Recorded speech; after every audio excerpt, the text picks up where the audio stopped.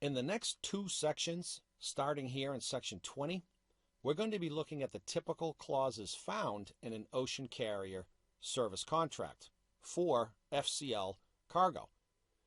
In this section, we're going to run through and define all of the clauses that are found in a contract, and then in the following section, we're going to have a look at an actual contract. Let's jump right in. Typical clauses found in an ocean service contract between a BCO and a carrier include the following. First is the governing tariff or tariffs that basically states all of the charges that are provided in an appendix to the contract. Those are the rates that are going to be charged. Pretty basic stuff. Shipper and affiliate clauses is quite different, actually, because it talks about who the contract is between, the carrier, the shipper, and any affiliates that it might have. And that also explicitly states that the signer of the contract from the BCO side of things is actually authorized to do so. We'll see more of that when we get to the actual contract itself. There's a minimum quantity commitment, which, as the name would indicate, is the least amount of cargo that's going to be tendered to the carrier.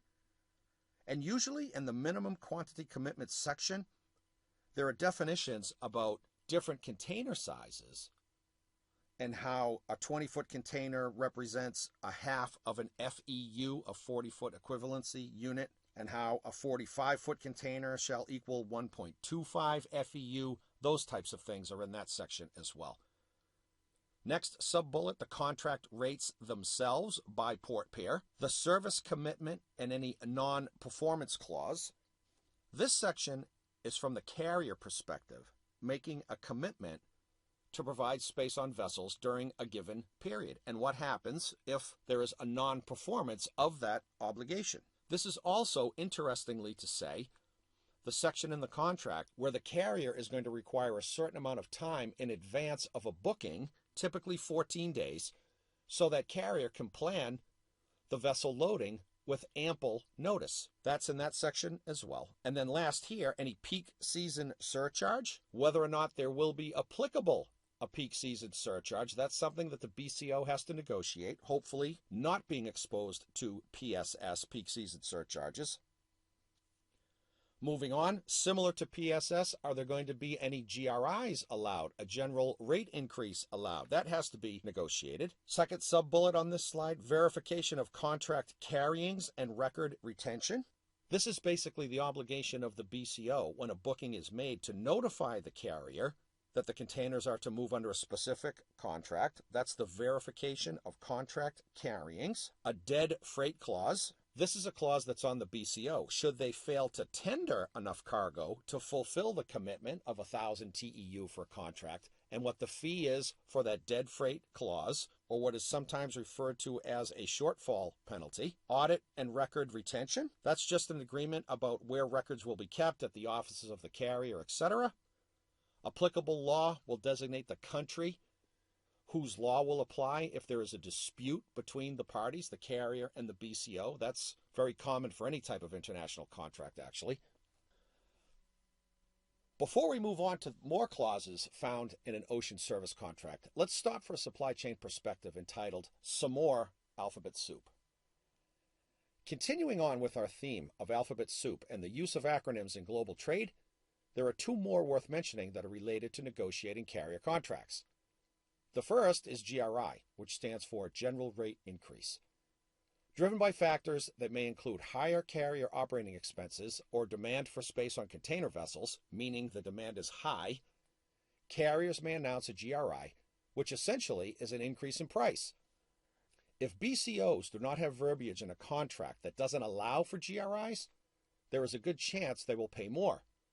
As a proviso, even if a service contract contains a no GRI clause, the BCO may have to take the increase or risk having bookings rejected or containers rolled at origin. A rolled container is where a booking is received, containers on the terminal, and it doesn't get put on a ship. It's been rolled. This is an important point because an importer could easily have a no GRI clause in a service contract. But if demand on ships goes way up for the space on those vessels, and the carriers come out with a GRI, we can exercise that clause as the importer, but then the steamship line is going to say, fine, we'll keep the same rate, but it's not very likely that your containers are going to move. In those cases, whoever pays the most, that's whose freight gets moved first. Now, you'll never find that statement in a contract, but it is generally true. Last paragraph, a peak season surcharge, PSS as it's called, is a bit different from a GRI in that it is a temporary rate increase to account for seasonally high demand for space on ships. Normally, a PSS is intended to be a short-term increase that will be decreased once peak season is over. Peak season being mid to late summer in the United States right up until around Christmas time. While it is important to have a no PSS clause in a contract, a BCO might find him or herself in the unenviable position of either taking the PSS or experiencing the above-mentioned rejection of bookings or rolled containers. GRIs can happen when there's increased demand on ships, but GRIs are also related to, as we noted earlier, higher operating expenses, etc. A PSS is just that, a peak season surcharge, a more temporary charge that will go down or go away once peak season is over. Either way, the BCO, the importer, has to have a clear understanding of the potential for GRIs and peak season surcharges, do their best to negotiate them away, but also confront the reality that regardless of what the contract says, they might have to take the increase anyway, because if they don't, their containers aren't going to move. That's just the simple reality of the maritime trade, especially the Trans-Pacific eastbound maritime trade. Continuing on with a little bit of legalese here, but we want to be thorough. What other clauses can we see in a contract? Entire contract. That just means that the content of the contract itself is what covers the entire agreement. There's no extra documents floating around that cover the agreement as well. Assignment clause, that's the ability of the carrier or the BCO to assign their rights to the contract to somebody else. That's usually not allowed. The conditions under which a cancellation or a termination can take place. Exception clauses make specific reference to the reverse side of a bill of lading where the terms and conditions are listed and the exceptions that are allowed or not allowed. We'll talk more about that when we get to the actual contract. Cost relating to service contingency.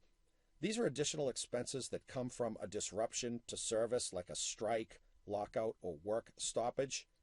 Much like the exception clause, we'll talk more about that when we see the actual contract as well, but that's essentially what it deals with. Shipper party liability basically states that the BCO listed along with their affiliates in the contract are responsible for all charges and any liabilities that arise from the relationship between the carrier and the BCO. Force majeure are acts of God that prevent either party from living up to their obligations. We'll see that when we go through the actual contract. Chassis clause, this is quite important in the United States because steamship lines do not take responsibility for access to or use of or the charges related to chassis. Basically what that clause says is that the steamship line isn't going to provide any chassis. That's a pretty brief clause actually. Duration of the contract, how long it will last for, typically a year, let's say from April to April. A description of the commodities to be shipped. Toys, wearing apparel, consumer electronics, some general description of the commodities. And then finally for this section, some other clauses, the origin countries and areas. Where are containers coming from? What ports are they coming from? Where are they going to in terms of countries and areas? Of course, the port peers in our third sub-bullet point. What are the actual origin ports and destination ports that will be covered under this contract? Any fixed surcharges, accessorial charges? There's an important clause to be studied in detail because the actual ocean charges are listed separately from the accessorial charges. As we said previously, related to both FCL and LCL, don't fixate on the shiny object of a cheap base ocean freight rate. Study the accessorials as well. Okay, that's it for this section. When we come back, it will be an actual sample ocean carrier service contract with which we will be making big use of our Zoom feature. Come back as soon as you can.